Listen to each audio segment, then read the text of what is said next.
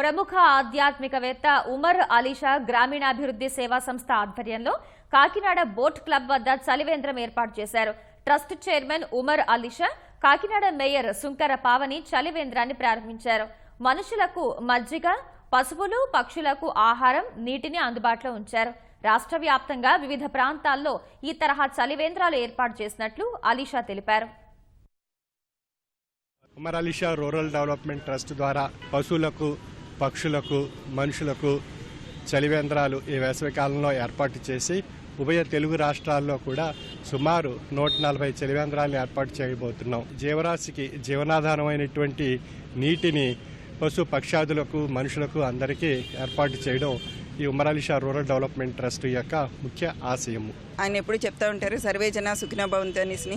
పశువులకి అలాగే పక్షులకు కూడా చలివేంద్రాలు ఏర్పాటు చేయడం చాలా ఆనందదాయకమైన విషయం. ఒక చలివేంద్రం ఏర్పాటు చేయడం కాదు, వాటికి చిరుధాన్యాలు కూడా మరి అక్కడ ఫుడ్ కూడా పెట్టడం జరిగింది. అదేవిధంగా పశువులకు కూడా దానా, అలాగే వాటర్ కూడా ఏర్పాటు చేసుకోవడం జరిగింది. చాలామంది పనిచేసే వాళ్ళు కూడా ఉంటారు, వారందరికీ కూడా ఈ చలివేంద్రం ఎంతో ఉపయోగపడుతుంది.